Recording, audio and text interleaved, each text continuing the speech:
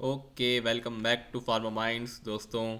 चलिए, जैसा कि आप जान रहे हैं कि सी यू ई टी की सीरीज़ चल रही है धमाधम। ठीक है, C U E T P G 2025 की इंफॉर्मेटिव सीरीज़ चल रही है फार्मा माइंड्स के चैनल पे। वीडियोस पर वीडियोस आप देख रहे होंगे। तो ये वीडियोस जो है वो रहेगा एग्जामिनेशन स्कीम के बारे में। ओके, चैप्टर नंबर 2 में दिया हुआ है। इंफॉर्मेशन बुलेटिन में आपको मिल जाएगा, डाउनलोड करके पढ़ सकते हैं अपने फ्री टाइम में। मैंने हाईलाइट कर रखी हैं सारी इंपॉर्टेंट चीज़ें। आज मैं आपको बताने वाला हूँ, जो सारी इंपॉर्टेंट चीज़ें हैं डिस्कस करेंगे आराम से। और देखेंगे क्या है, आपको किन चीज़ों का ध्यान रखना है। ठीक है, मोड ऑफ एग्जामिनेशन 50 बार हमने पढ़ चुके हैं कि सीबीटी रहने वाला है। ओके, पेन पेपर पर एग्जाम नहीं होगा, कंप्यूटर बेस्ड रहेगा। Medium of the question paper क्या रहने वाला है, इंग्लिश और हिंदी बायलिंगुअल रहने वाला है, except languages, MTech, higher sciences and Acharya papers. ठीक है, इनके अलावा जो पेपर्स रहेंगे वो बायलिंगुअल रहेंगे, हिंदी और इंग्लिश में। आपका इन सबसे ज़्यादा कंसर्न होगा नहीं, आई गेस। मोस्टली आपका जो फार्मेसी का पेपर रहेगा वो आपका बायलिंगुअल रहेगा। ठीक है, चलिए। Correctness of the question paper in all the question papers in English version will be taken as a final. ठीक है, जो भी आपका करेक्टनेस होगा या फिर किसी भी चीज़ को अगर आपको पॉइंट आउट करना है तो वो आपका जो बेस लिया जाएगा एज अ प्रूफ, वो इंग्लिश लैंग्वेज का पेपर लिया जाएगा। ठीक है, medium of language papers. Medium of language papers में क्या रहेगा, देखिए। Papers for M Tech higher sciences जो है इंग्लिश में रहेंगे। Language papers will be in their respective language. जैसे कि अब जैसे चाइनीज़ का पेपर है, ठीक है, चाइनीज़ का पेपर होता है, सीयूटी करा रहा है। ठीक है, आप लोगों को पता नहीं है, बहुत सारे पेपर होने वाले हैं। देखिए, मैं आपको लिस्ट दिखाता हूँ अभी। चाइनीज़ का पेपर है, शायद चाइनीज़ में होगा, मतलब चाइनीज़ में ही होगा, लिखा हुआ है रिस्पेक्टिव लैंग्वेज। ठीक है, except for linguistic which will be in English language. Okay, Acharya papers will be in Sanskrit, except for the subjects Hindu studies, Indian knowledge, ये सब। ठीक है, चलिए। स्ट्रक्चर ऑफ एग्जामिनेशन आपका जैसे है कि आप 4 क्वेश्चन पेपर दे सकते हैं, पहले भी हमने डिस्कस कर रखा है। ठीक है, 90 मिनट्स का एग्जाम होगा, 75 क्वेश्चन रहेंगे, +4 रहेगा करेक्ट के लिए, -1 रहेगा आपका इनकरेक्ट के लिए। 1/4 का आपका, या फिर कहूँ तो 25% का नेगेटिव मार्किंग आपको यहाँ पे देखने को मिल रहा होगा। ठीक है, चलिए।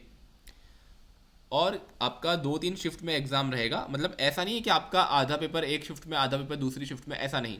हर टाइम आपकी 2-3 शिफ्ट अलग अलग चलती रहेगी। इसके लिए आप हमारा दूसरा जो वीडियो है चैप्टर 7 और चैप्टर 8, जिसमें मैंने एक्सप्लेन किया है एग्जामिनेशन का स्केड्यूल, वो आप जाके देख सकते हैं। ठीक है, final reference for question paper will be taken from English version only.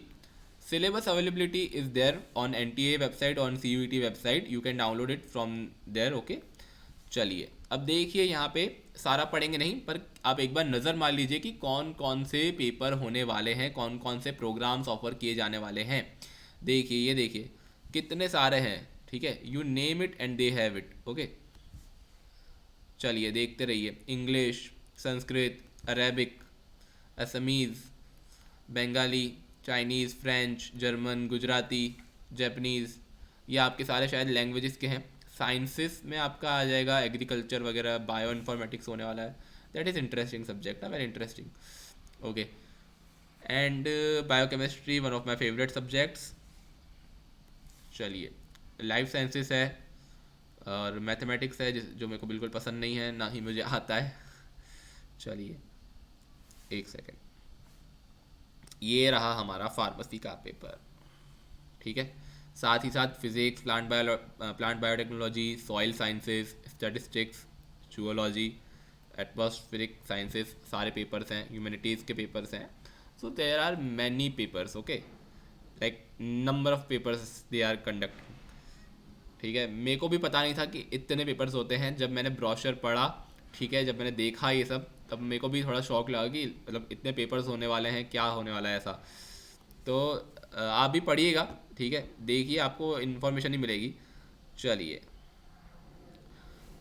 Applicants are to check the course, its eligibility and QP code carefully. Okay, from the website. आपका जो सब्जेक्ट है उसका आपको कोड, एलिजिबिलिटी सब check करना है।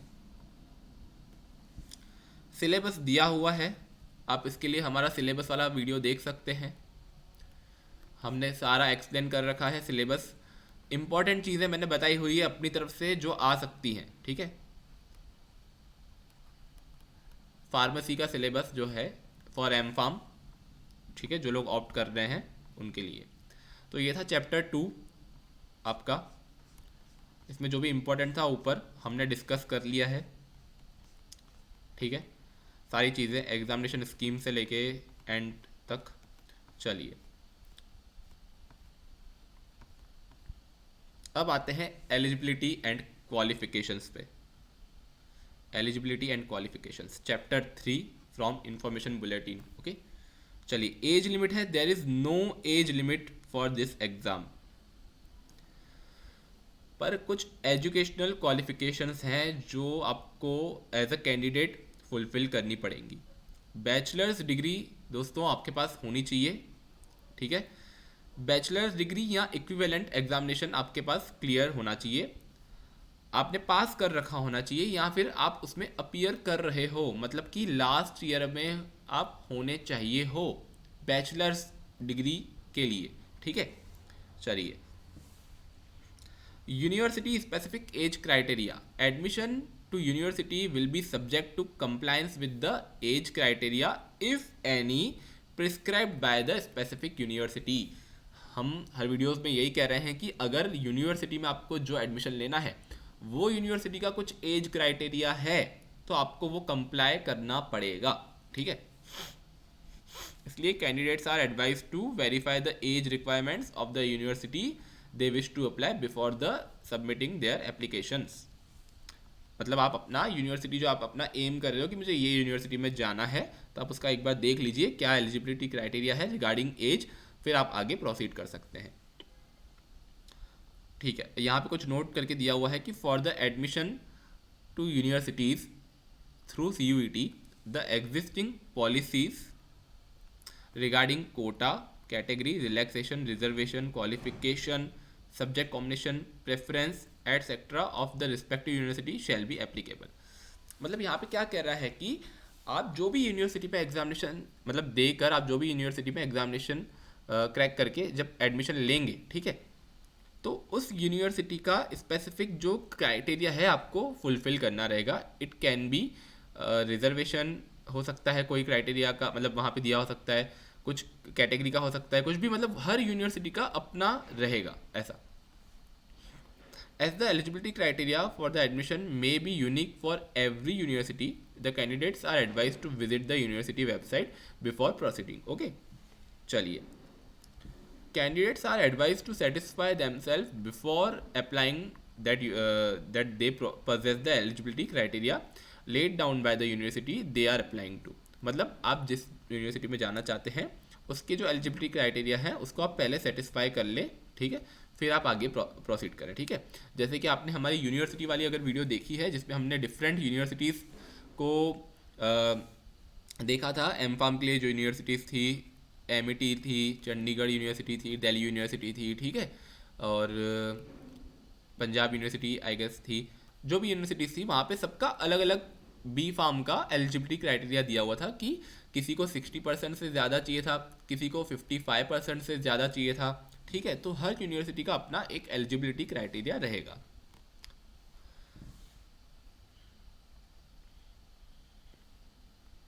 देखिए यहाँ पे लिखा हुआ है कि एंट्रेंस टेस्ट जो आपका है CUET उसमें सिक्योर करना है आपका, कुछ भी आप पासिंग मार्क्स अगर सिक्योर करते हैं या टेस्ट अपीयर करते हैं, टेस्ट दे देते हैं, that does not entitle a candidate to be considered for admission to the program unless he she fulfills the program wise eligibility conditions of the university they are applying to. मतलब जैसे कि अगर आप कोई B.Tech मतलब कोई M.Tech के लिए जा रहा है, ठीक है, तो हो सकता है M.Tech के लिए वहाँ पे 70% हो, ठीक है, कि आपका B.Tech में 70% हो, और कोई M Pharm के लिए जा रहा है, ठीक है, कोई यूनिवर्सिटी में, तो वहाँ पे हो सकता है ना कि B Pharm में आपका जो 75% का एलिजिबिलिटी क्राइटेरिया हो। मतलब प्रोग्राम वाइज भी आपको अपना स्पेसिफिक क्राइटेरिया फुलफिल होना चाहिए।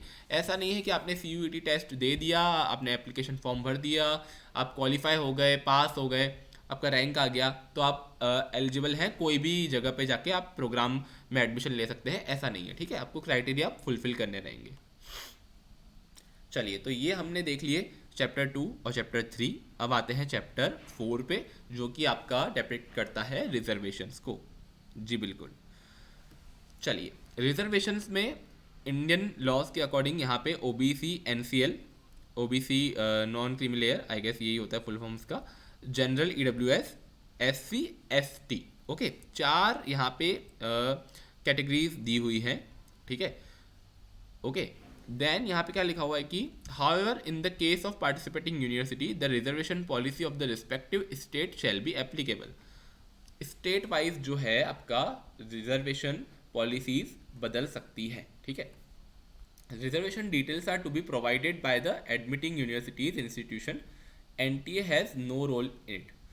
जो आपका यूनिवर्सिटी है वो आपको बताएगा कि रिजर्वेशन डिटेल्स क्या है, कितना परसेंट आपका कोटा है वहाँ पे, ठीक है, किस कैटेगरी के लिए कितना परसेंट कोटा, कितनी परसेंट सीटें किस कैटेगरी के लिए वहाँ पर रखी गई है उस पर्टिकुलर यूनिवर्सिटी में। ये काम है यूनिवर्सिटी का, एनटीए या आपको सीयूईटी आकर नहीं बताएगा यहाँ पे, ठीक है। तो आपको आपके ये जो यूनिवर्सिटी है उसकी वेबसाइट्स, उनका इंफॉर्मेशन ब्रोशर देखना है और वहाँ पर आपके प्रोग्राम के लिए कितनी सीटें किस कैटेगरी के लिए रखी गई है वो आपको देखना है, ठीक है। Provision relating to the person with disability and person with benchmark disability. तो the rights of person with disabilities act 2016 के अकॉर्डिंग यहाँ पे पर्सन विथ बेंचमार्क डिसेबिलिटी का यहाँ पे डेफिनेशन है, आप एक बार पढ़ सकते हैं, ठीक है। और पर्सन विथ डिसेबिलिटी का डेफिनेशन है स्पेसिफाइड डिसेबिलिटी का मतलब क्या है, disabilities as specified in the schedule. आप ये स्केड्यूल डाउनलोड करके एक बार पढ़ सकते हैं अगर आप इससे कंसर्न हैं तो, ठीक है। रिजर्वेशन में इतना ही है, इंपॉर्टेंट जो चीज़ें हैं मैंने हाईलाइट कर रखी है। जैसे कि देखिए, person with benchmark disability in the category of blindness, locomotor disability, palsy और facility of the scribe reader lab assistant, ठीक है। अगर आपका जो डिसेबिलिटी है, अगर आपको नीड लगती है किसी स्क्राइब की, रीडर की या लैब असिस्टेंट की, तो उनको वहाँ पे दिया जाएगा, ठीक है। आपका जो भी सर्टिफिकेट रहेगा, प्रोडक्शन ऑफ द सर्टिफिकेट, वो चीफ मेडिकल ऑफिसर या फिर सिविल सर्जन या medical superintendent of the government health care institution वहाँ से होना चाहिए as per the proforma eight annexure 4, ठीक है। इसके अकॉर्डिंग आपको आपका जो सर्टिफिकेट है डिसेबिलिटी का वो प्रोड्यूस करना होगा।